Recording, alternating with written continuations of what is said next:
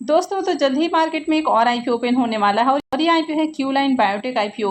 ये आईपीओ हेम सिक्योरिटी लेकर आ रहा है। अब जाहिर है कि अगर आईपीओ हेम सिक्योरिटी लेकर आ रहा है तो इसकी अच्छी लिस्टिंग होने की भी संभावना है। हालांकि आईपीओ का ग्रे मार्केट में कितना प्रीमियम है ये आगे डिस्कस करेंगे और जानेंगे कि कंपनी का बिजनेस कैसा है, फाइनेंशियल कैसा है, आईपीओ में अप्लाई करना चाहिए या फिर नहीं करना चाहिए। तो इससे पहले कि मैं वीडियो को शुरू करूँ, अगर आप इस चैनल पर पहली बार विजिट कर रहे हैं या फिर आपने चैनल अब तक सब्सक्राइब नहीं किया है तो चैनल को सब्सक्राइब कर लें और वीडियो को भी लाइक कर दें। और वीडियो शुरू करने से पहले मैं बता दूं, वीडियो सिर्फ और सिर्फ इन्फॉर्मेशन और एजुकेशन के पॉइंट ऑफ व्यू से बनाई जा रही है। तो कहीं भी कोई भी डिसीजन लेने से पहले अपनी खुद की एनालिसिस करें और अपने फाइनेंशियल एडवाइजर से कंसल्ट करना बिल्कुल न भूलें।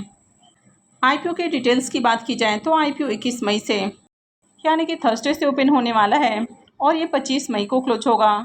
आईपीओ की लिस्टिंग डेट 29 मई रखी गई है। फेस वैल्यू 10 रुपये पर शेयर है। बुकिंग प्राइस 343 है। अब यहाँ पर अगर आप प्राइस बैंड को देखें तो 326 से 343 रुपये का प्राइस बैंड है। जनरली आपको इस सेमी आईपीओ में ऐसा प्राइस बैंड कम ही देखने को मिलता है। आईपीओ में अगर लॉट साइज को देखें तो 400 शेयर्स का लॉट है और आईपीओ के साइज को देखें तो आईपीओ 214 करोड़ का है, यानी कि साइज में देखें तो काफ़ी बड़े साइज का आईपीओ है और जनरली इस साइज का सेमी आईपीओ कम ही आते हुए देखने को मिलता है। अगर इस साल की बात करें तो इस साल इतना बड़ा आईपीओ नहीं आया है, तो ये इस साल का बिगेस्ट आईपीओ है। कई बार इस साइज के मेन बोर्ड आईपीओ आते हैं। अब यहाँ पर अगर मार्केट मेकर के पोर्शन की बात की जाए तो 11 करोड़ का पोर्शन मार्केट मेकर का है और हेम फिनले जिसका मार्केट मेकर है। तो ये जो आईपीओ है ये हेम सिक्योरिटी लेकर आ रहा है। फ्रेश इशू को देखें तो आईपीओ में 204 करोड़ का फ्रेश इशू है और पूरा का पूरा आईपीओ फ्रेश इशू का आईपीओ है। इस आईपीओ में ऑफर फॉर सेल नहीं है, तो ये भी इसमें एक प्लस पॉइंट है कि आईपीओ काफ़ी बड़े साइज का है, इसके बावजूद इसमें ऑफर फॉर सेल नहीं है। ये सेमी आईपीओ है, कंपनी एनएससी एसएमई के ऊपर लिस्ट होने वाली है। आईपीओ में रिजर्वेशन पोर्शन को देखें तो क्यूआईबीज के लिए इस आईपीओ में करीब 50% का पोर्शन है, वहीं पर एचएनआईज के लिए 15% और रिटेलर्स के लिए आईपीओ में 35% का पोर्शन रखा गया है। आईपीओ का लीड मैनेजर हेम सिक्योरिटी है, यानी कि आईपीओ हेम सिक्योरिटी लेकर आया है। पूर्वा शेयर रजिस्ट्री प्राइवेट लिमिटेड इसका रजिस्ट्रार है और हेम फिनले जिसका मार्केट मेकर है। तो हेम सिक्योरिटी जो भी आईपीओ लेकर आता है जनरली इनकी जो लिस्टिंग है वो काफ़ी बढ़िया प्राइस के ऊपर देखने को मिल जाती है, यानी कि हेम सिक्योरिटी का जो पास्ट ट्रैक रिकॉर्ड है वो काफ़ी अच्छा है। लेकिन सिर्फ एक ही पॉइंट ऑफ बेसिस के ऊपर आपको किसी भी आईपीओ में अप्लाई नहीं करना चाहिए। आपको देख लेना चाहिए कि कंपनी क्या काम करती है, इसके फाइनेंशियल वगैरह कैसे हैं। तो चलिए देख लेते हैं कि कंपनी क्या काम करती है।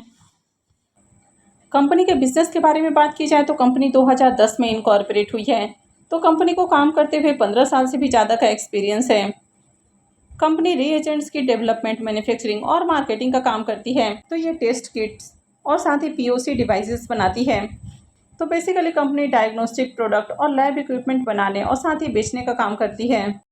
तो कंपनी जो अलग अलग तरह के टेस्ट किट और साथ ही जो डायग्नोस्टिक इक्विपमेंट्स बनाती है तो कंपनी इनको डायग्नोस्टिक सेंटर, मेडिकल कॉलेजेस और हॉस्पिटल्स के अंदर सेल करती है। कंपनी पैथोलॉजी लैब मशीन्स भी बनाती है। ये हेमोलॉजी एनालाइजर, बायोकेमिस्ट्री एनालाइजर और मोलिकुलर डायग्नोस्टिक प्रोडक्ट भी बनाती है। Company make in India initiative के तहत भी काम कर रही है, यानी कि इंडिया में ही कंपनी डायग्नोस्टिक प्रोडक्ट मैन्युफैक्चर करने के ऊपर फोकस कर रही है। कंपनी डायग्नोस्टिक सेक्टर में काम कर रही है जो कि काफ़ी तेज़ी से ग्रो हो रहा है और कंपनी की मैन्युफैक्चरिंग और साथ ही जो इनका डिस्ट्रीब्यूशन नेटवर्क है ये भी काफ़ी बढ़िया है। इसका जो हेडक्वार्टर है वो दिल्ली एनसीआर के अंदर है और इंडिया में जो डायग्नोस्टिक प्रोडक्ट हैं तो इनकी डिमांड काफ़ी तेज़ी से बढ़ रही है, यानी कि अगर ओवरऑल सेक्टर को देखें तो डिमांडिंग सेक्टर है। और कंपनी के अगर बिजनेस को भी देखें तो एवरग्रीन बिजनेस है, यानी कि जो हेल्थ केयर से रिलेटेड सेक्टर होता है वहाँ पर हमेशा ही डिमांड बनी रहती है। अब आप देखते हैं कि जो फार्मा सेक्टर है ये एक्सपोर्ट बहुत ज़्यादा करता है, यानी कि छोटी छोटी कंपनियां भी इंडिया से बाहर एक्सपोर्ट करती हैं, लेकिन ये कंपनी सिर्फ इंडिया के अंदर ही अपने प्रोडक्ट सेल करती है, इंडिया से बाहर एक्सपोर्ट नहीं करती है। तो ये इसमें बड़ा नेगेटिव है कि एक्सपीरियंस कंपनी होने के बावजूद भी कंपनी अपने बिजनेस के अंदर ज़्यादा ग्रोथ नहीं ला पा रही है। अब कंपनी के अगर फाइनेंशियल को देखें तो यहाँ पर फाइनेंशियल 23, 24 और 25 3 सालों का कंप्लीट फाइनेंशियल है और 26 के 3 क्वार्टर यानी कि 9 मंथ के फाइनेंशियल है। कंपनी के एसेट को देखें तो कंपनी का एसेट साल दर साल बढ़ते हुए देखने को मिला है।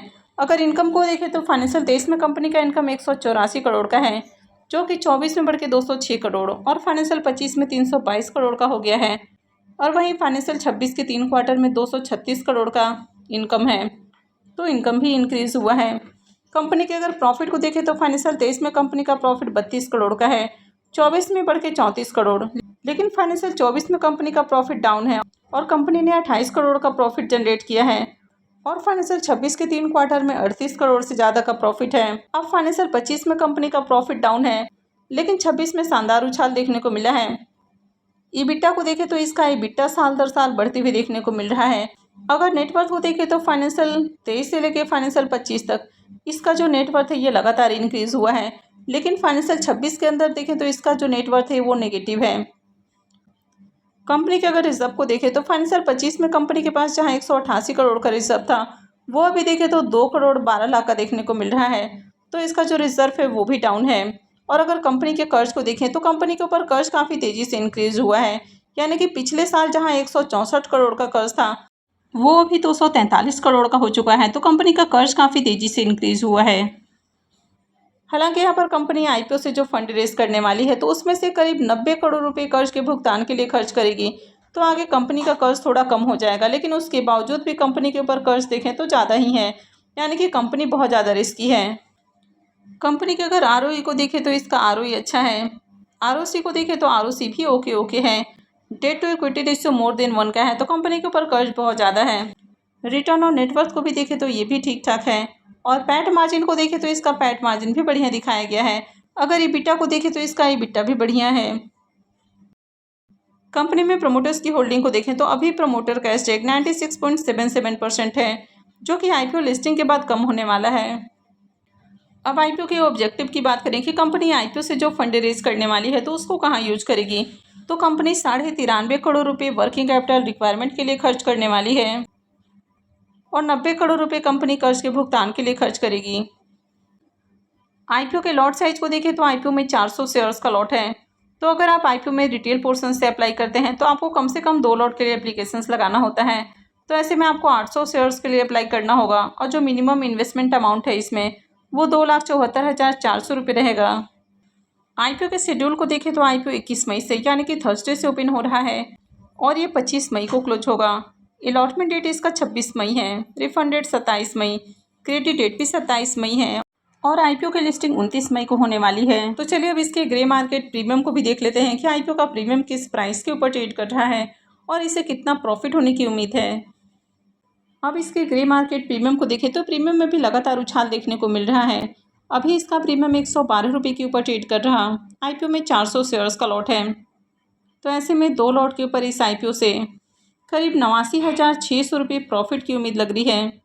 प्रीमियम को देखें तो इसका प्रीमियम 32% के ऊपर ट्रेड कर रहा है, तो प्रीमियम को भी देखें तो काफ़ी अट्रैक्टिव प्रीमियम है। कंपनी का बिजनेस अच्छा है, फाइनेंशियल भी ठीक ठाक है। हालांकि कंपनी के ऊपर कर्ज बहुत ज़्यादा है, तो ये कंपनी काफ़ी रिस्की है। और आईपीओ के साइज़ को देखें तो आईपीओ का साइज़ भी काफ़ी बड़ा है, यानी कि काफ़ी बड़े साइज़ का एसएमई आईपीओ है। हालांकि कंपनी देखें तो अच्छा बिजनेस कर रही है, लेकिन जैसे कि आप देखते हैं कि जो फार्मा सेक्टर की कंपनियां होती हैं वो ज़्यादातर इंडिया से बाहर भी एक्सपोर्ट करती है, तो ये कंपनी इंडिया से बाहर एक्सपोर्ट नहीं करती है, तो ये इसमें एक नेगेटिव पॉइंट है। और वैसे भी ये सेमी आईपीओ काफ़ी रिस्की होते हैं, तो काफ़ी सोच समझ कर कोई भी डिसीजन ले। आईपीओ का लीड मैनेजर हेम सिक्योरिटी है और हेम सिक्योरिटी का पास्ट ट्रैक रिकॉर्ड काफ़ी अच्छा है और हेम सिक्योरिटी जनरली जो आईपीओ लेकर आता है उनकी लिस्टिंग भी अट्रैक्टिव प्राइस के ऊपर देखने को मिल जाती है। तो यही एक रीज़न है कि इस आईपीओ में अप्लाई करने के बारे में सोचा जा सकता है। आगे आप देख लें कि मार्केट में कैसी डिमांड रहती है, यानी कि आईपीओ में कितना एप्लीकेशंस लगता है और प्रीमियम आगे किस प्राइस के ऊपर देखने को मिलता है। तो ओवरऑल मार्केट में डिमांड को देख लें और उसके बाद ही कोई भी डिसीजन लें। आई होप आपको वीडियो अच्छी लगी होगी, तो अगर आपने वीडियो को लाइक नहीं किया है तो वीडियो को लाइक कर दें और वीडियो को अंत तक देखने के लिए आप सबका बहुत बहुत धन्यवाद।